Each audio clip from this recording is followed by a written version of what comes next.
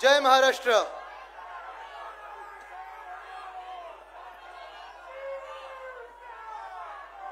आत्ताच खासदार आणि भावी खासदार अरविंद सावंत साहेबांनी सांगितलं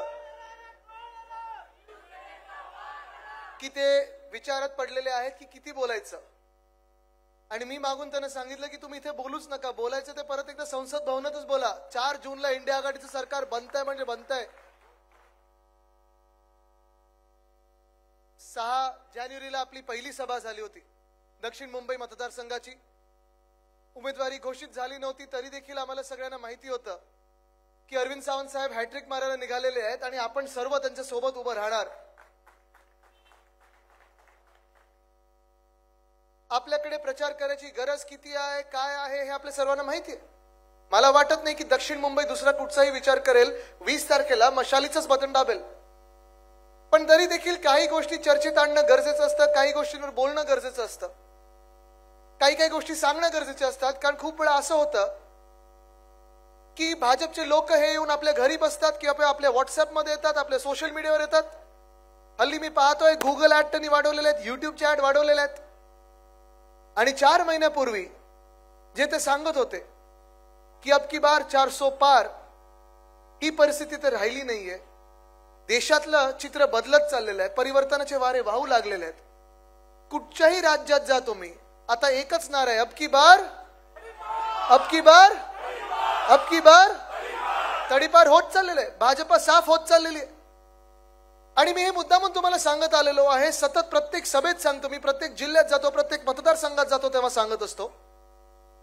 कारण भाजपवाले थोडा आपल्या मनावर खेळण्याचा प्रयत्न करतात, एक मानसिकता बनवण्याचा प्रयत्न करतात। घरोघरी येतील तुमच्या पुढच्या 4-5 दिवसात। कमळचं फूल येईल, कमळचं फूल आलं की चिखल पण येतोच, कारण कीचड़ में ही कमल खिलता है। तो चिखल घरी येऊ देऊ नका, चिखल घरी येऊ देऊ नका। पण घरी आलाच आणि तुम्हाला सांगितलं की तुम्ही शिवसेना उद्धव बाळासाहेब ठाकरे या पक्षाला का मतदान करताय, तुमचं मत फुकट जाणार आहे, काँग्रेसला का मतदान करताय, तुमचं मत फुकट जाणार आहे, आम्ही तर 400 पार आहोत, त्यांना जरा घरी तुमच्या घ्यात बसवा, चहा किंवा कोको कोला वगैरे द्या, थंड द्या त्यांना, आणि त्यांना सांगा दादा किंवा ताई तुम्ही मला सांगा जरा 400 पार तुम्ही कुठून येत आहात।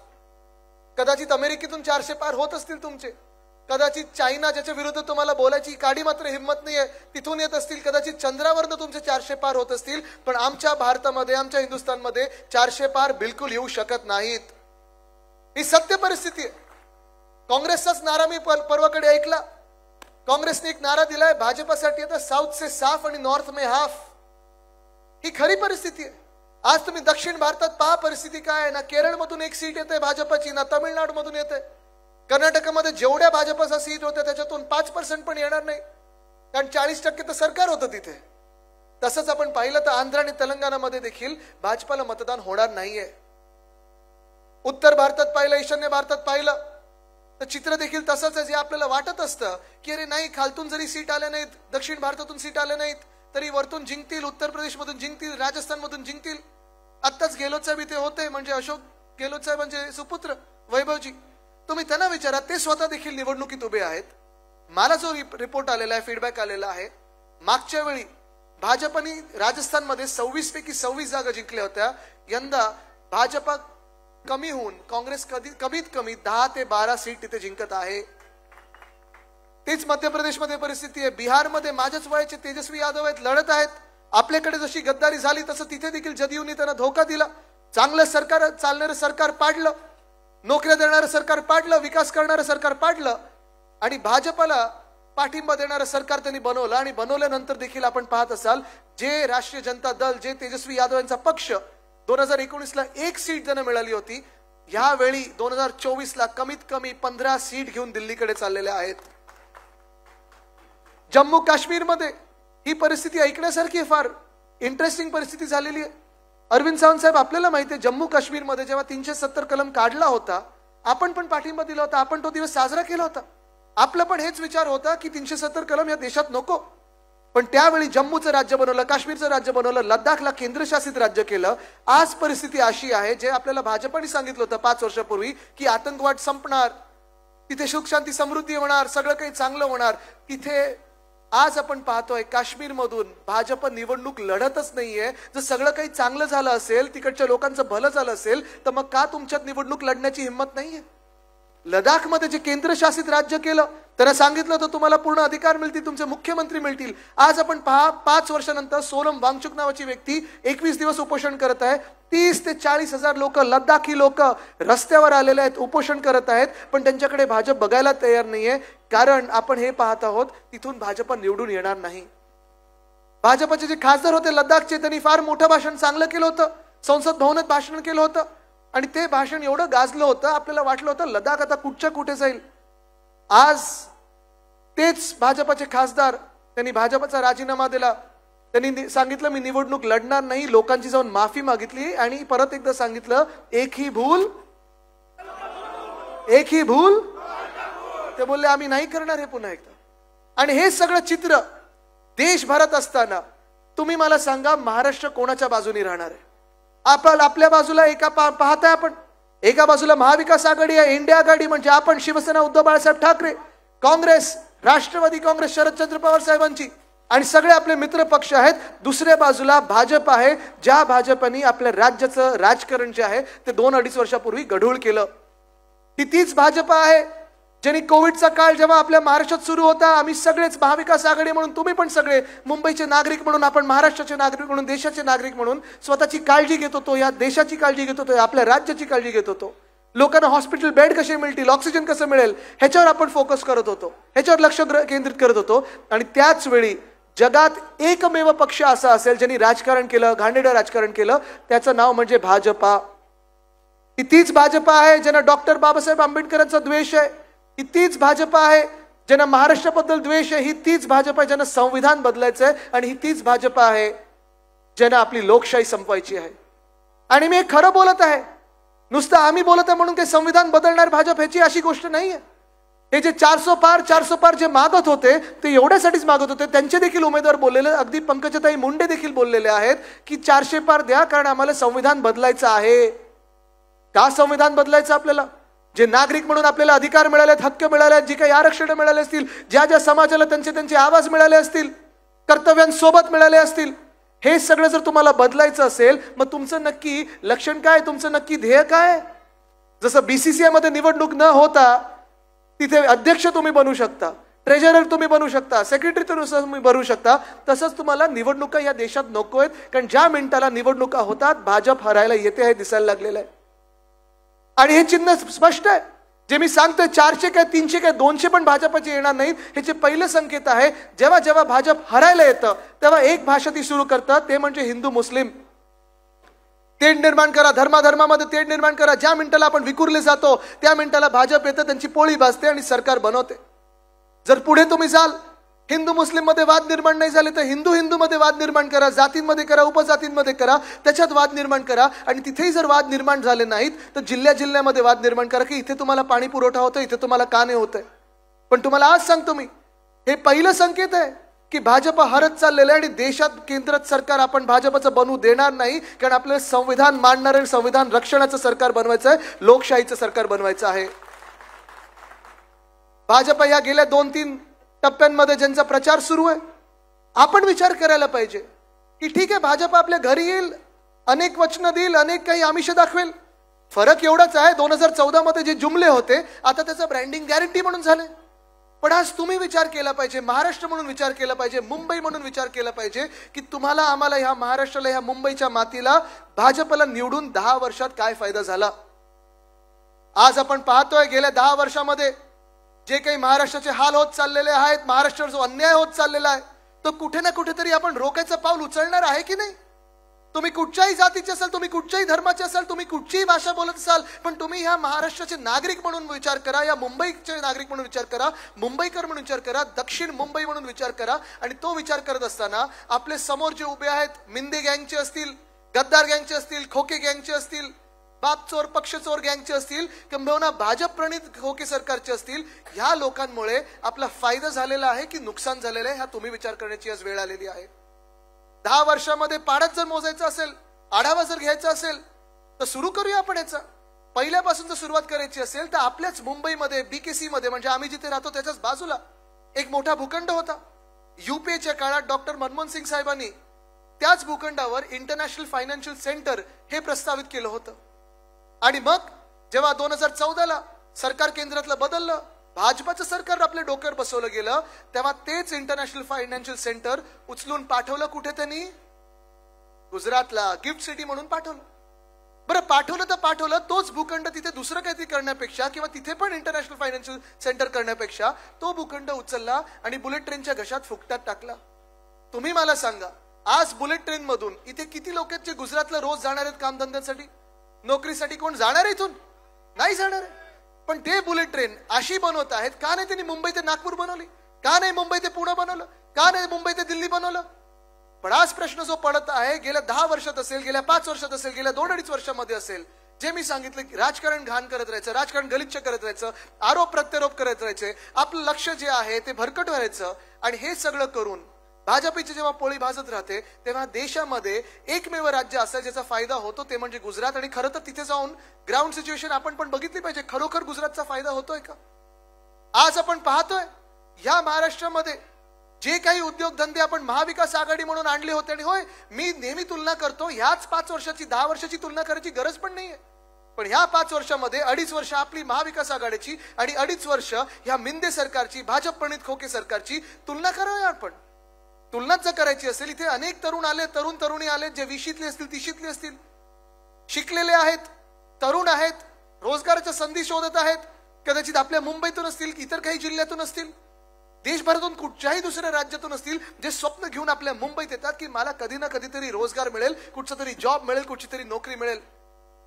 पण आपलं सरकार असताना, महाविकास आघाडीचं सरकार असताना, मॅग्नेटिक महाराष्ट्राच्या मार्फत आपण अनेक रोजगार इथे उपलब्ध करून देण्याचं काम केलं. कारण आपल्या राज्यामध्ये आपण 6.5 लाख कोटीची गुंतवणूक ह्या महाराष्ट्रात आणली. ती कोविड काळी आणली, ती आपल्या महाविकास आघाडी सरकारने आणली.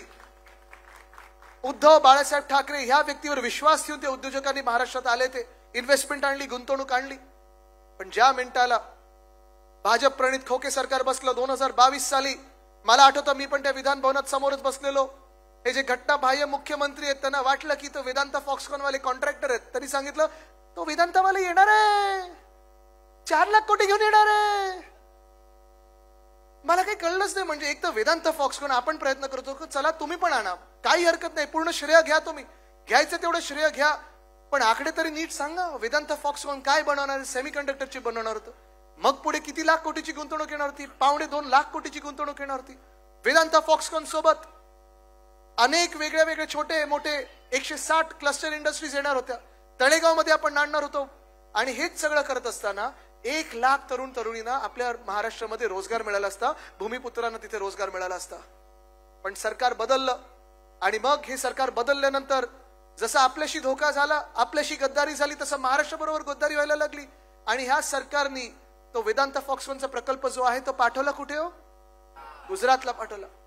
बल्क ड्रग पार्क आपण रोह्यामध्ये आणणार होतो, तसंच हे बल्क ड्रग पार्क असेल, मेडिकल डिव्हाइस पार्क असेल, या दोन्ही पार्कमध्ये छोट्या मोठ्या इंडस्ट्रीज वेगळ्या आपल्या इथे आल्या असत्या. इथे देखील 30 ते 40 हजार नोकरी आपण सहज उपलब्ध करून देऊ शकलो असतो. रोह्यामध्ये बल्क ड्रग पार्क, छत्रपती संभाजीनगरच्या जवळ आपण मेडिकल डिव्हाइस पार्क, नागपूर जवळ आपण मिहानमध्ये एअरबस टाटा मागितलं होतं, solar energy equipment park, renewable energy equipment park, textile park, हे सगळं उचललं आणि पाठवलं त्यांनी गुजरातला. गुजरातची माझं काही वैर नाहीये, गुजरातची माझं काही भांडण नाहीये, वैयक्तिक वाद मुळीच नाहीये. माझी हीच भूमिका नेहमी राहिलेली आहे की जे गुजरातला मिळालं पाहिजे ते मिळालंच पाहिजे. जे आसामचं असेल तिथे गेलं पाहिजे, जे केरळचं असेल तिथे गेलं पाहिजे, जे मणिपूर असेल, मणिपूर जर शांत झालं तर तिथे गेलंच पाहिजे. कारण हल्ली पापा युक्रेनमध्ये वॉर थांबवत आहेत, पण मणिपूर शांत करू शकले नाहीयेत. आज परिस्थिती ही आहे की आज मी जेव्हा झारखंडला मागच्या 2-3 महिन्यापूर्वी गेलेलो, मला वाटतं प्रोफेशनल काँग्रेसचाच कार्यक्रम होता, तिथे पण मला प्रश्न विचारला गेला की आदित्य जी सब कुछ गुजरात ही क्यों जाता है, हमारे झारखंड में क्यों नहीं आता? तसंच आपल्या महाराष्ट्रात परिस्थिती आहे. आज मी तुम्हाला विचारत आहे, जेव्हा जेव्हा आपल्या हक्काचा रोजगार, आपल्या हक्काची नोकरी, आपल्याकडे 100% जो आपला येणारा उद्योग होता, जेव्हा जेव्हा हे गुजरातला जातात, मी तर ठरवलेलं आहे मी भाजपशी नडणार म्हणजे नडणार, लढणार. तुम्ही माझ्या सोबत उभे राहणार की नाही? हा तरुणांना मी प्रश्न विचारत आहे. कारण ही निवडणूक फार महत्वाची. बघा, प्रत्येक राजकीय पक्ष आणि खास करून भाजप आपल्याला जे त्याच्यात रांगत ठेवलेलं आहे, आपल्याला ज्याच्यात भांडत ठेवलेलं आहे, आपल्याला ज्याच्यात व्यस्त ठेवलेलं आहे, ते एवढ्यासाठीच आहे की 50 वर्षापूर्वी कोण काही बोललं, 100 वर्षापूर्वी कोण काय बोललं आणि हे प्रधानमंत्री बरोबर होते की ते प्रधानमंत्री बरोबर काय होते, 1000 वर्षापूर्वी काय प्रथा होती आणि आता काय प्रथा आहे. जे झालं ते भूतकाळात होतं.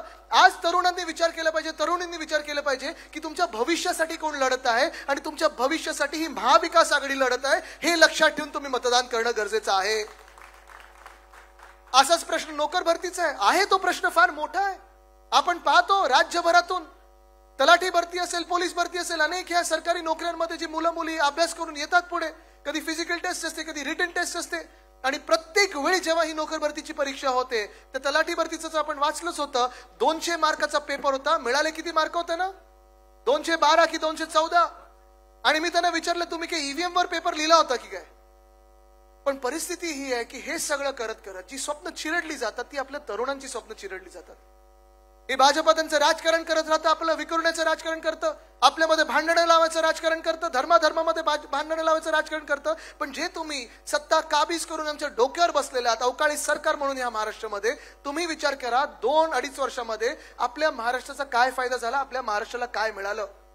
10 वर्ष भाजपसाठी प्रचार करून मतदान करून आपल्या महाराष्ट्राला काय मिळालं, हा देखील जसा आपण विचार करतो तसाच आपण हा विचार केला पाहिजे की जे आपले शेतकरी हैराण आहेत, त्रस्त आहेत, त्याच शेतकऱ्यांचा जर आवाज ऐकला तर ते शेतकरी प्रत्येक जण आज महाराष्ट्रातलं सांगत आहे की उद्धव बाळासाहेब ठाकरे यांनी दिलेली कर्जमुक्ती आम्हाला मिळाली, पण ह्या सरकारने दिलेली कर्जमुक्ती कुठेही मिळाली नाही, ते नुसतं होर्डिंगवर राहिलेलं आहे.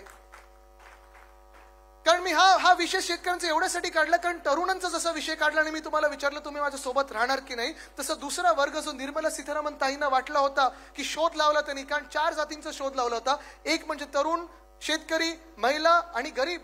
हा दुसरा वर्ग जो शेतकरी आहे तो पूर्णपणे खंबीरपणे आपल्या महाविकास आघाडी सोबत आहे. काँग्रेस असेल, शिवसेना उद्धव बाळासाहेब ठाकरे असेल, राष्ट्रवादी काँग्रेस शरदचंद्र पवार साहेबांची असेल, ह्या आपल्या सोबत उभे आहेत. आज तिसरा वर्ग जो महत्वाचा आहे तो म्हणजे महिला. इथे फार मोठ्या संख्येने महिला आलेल्या आहेत आणि जिथे महिला आहे तिथे विश्वास आहे आणि जिथे विश्वास आहे तिथे विजय पक्का आहे. मी आज तुम्हाला विचारत आहे, तुम्ही मला सांगा या महाराष्ट्रामध्ये किंवा या देशामध्ये तुम्हाला राहणं सुरक्षित वाटत आहे का? खास करून महिलांना प्रश्न विचारलाय. कोणालाच वाटत नाहीये ते मला माहितीये, कारण आज गुंड जाऊन मंत्रालयात रील बनवतात. पण महिलांना मी विचारतोय, तुम्हाला महाराष्ट्र सुरक्षित वाटतो का तुमच्यासाठी? हे भाजप सरकार जे आहे तुमच्या डोक्यावर बसलेलं, म्हणून तुम्हाला महाराष्ट्र सुरक्षित वाटतो का? नाही वाटू शकत. अहो किती उदाहरणं द्यायची, मी तुम्हाला 4 फक्त उदाहरण देतो, छोटी उदाहरणं देतो, कारण माझ्यानंतर मोठे व्यक्ती आहेत, नेते आहेत. पण 1-2 उदाहरणं तुम्हाला द्यायची झाली तर एक तो कर्नाटकामधला रेवण्णा. लाज वाटते मला त्याचं नाव घेण्यासाठी. रेवण्णा, प्रज्वल रेवण्णा, त्यांनी 2 की 3 हजार महिलांवर बलात्कार केलेला आहे.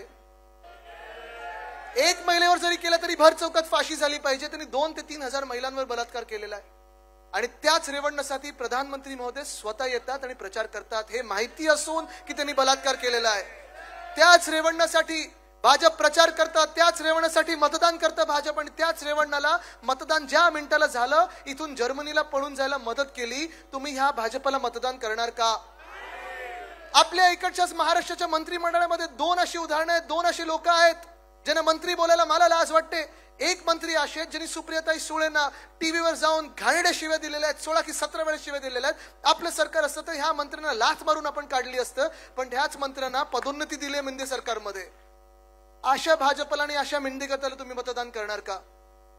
करू शकता का तुम्ही?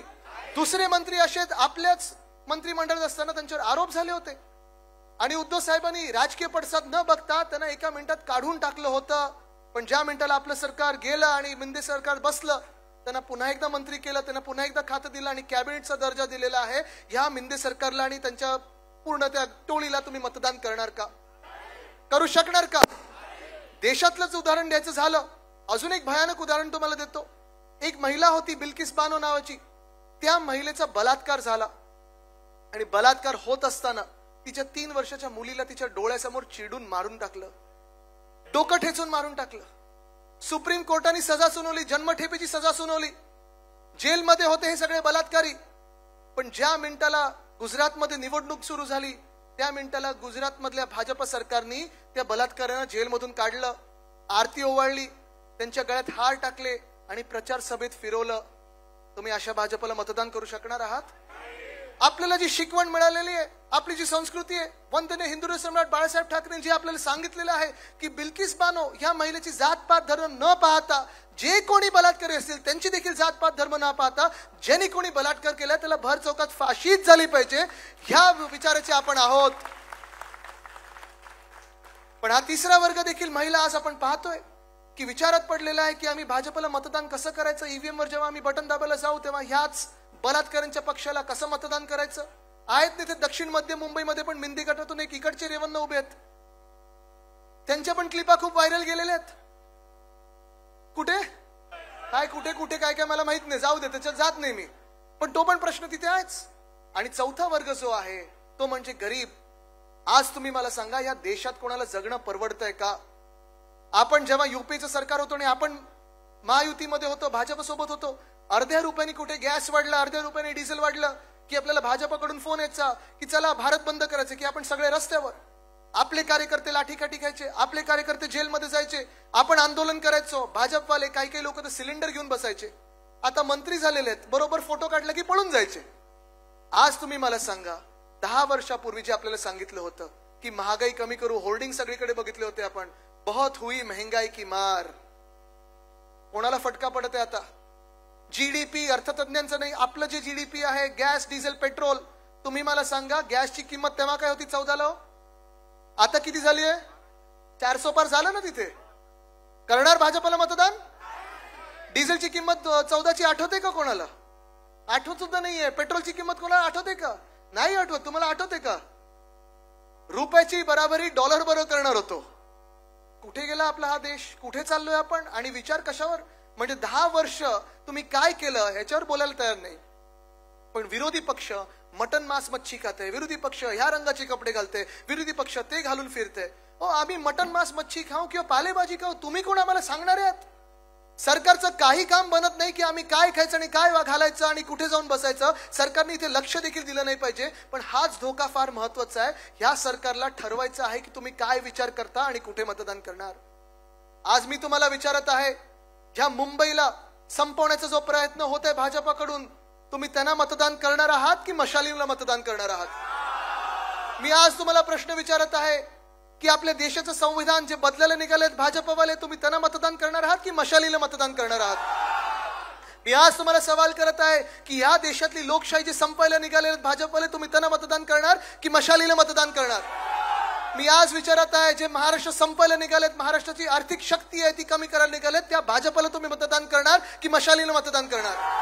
मी आज तुम्हाला विचारत आहे, जे मुंबई तोडायला निघाले, जे मुंबई गिळायला निघाले, त्या भाजपला तुम्ही मतदान करणार की मशालीला मतदान करणार? मी आज तुम्हाला विचारत आहे की आपल्या समोर जे मिंदे सरकार मधले जे कोणी गद्दार उभे राहिलेले आहेत, ज्यांनी उद्धव साहेबांच्या पाठीत खंजीर खुपसला, तुम्ही त्यांना मतदान करणार की मशालीला मतदान करणार? मी आज तुम्हाला विचारत आहे, जे डरपोक 40 गद्दार इथून गोव्याला गेले, पहिले गुजरातला गेले, गुवाहाटीला गेले, गोव्याला गेले, तुम्ही त्यांना मतदान करणार त्या डरपोक लोकांना की मशालीला मतदान करणार? तुम्ही गद्दारांना मतदान करणार की मशालीला करणार? तुम्ही भाजपला करणार की मशालीला करणार? मग 20 मेला आपले उमेदवार कोण? 20 मेला आपले उमेदवार कोण? आपलं चिन्ह कुठचं? आपलं चिन्ह कुठचं? आपलं चिन्ह कुठचं? आपलं चिन्ह कुठचं?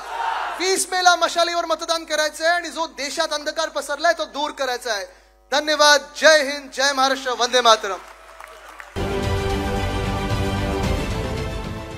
देश विदेशातील प्रत्येक घडामोडींचे लाईव्ह अपडेट मिळवण्यासाठी आता साम टीव्हीच्या सर्व सोशल मीडिया प्लॅटफॉर्मला लाईक, फॉलो आणि सबस्क्राईब करा. तसंच सर्व नोटिफिकेशनसाठी बेल आयकॉन प्रेस करायला विसरू नका.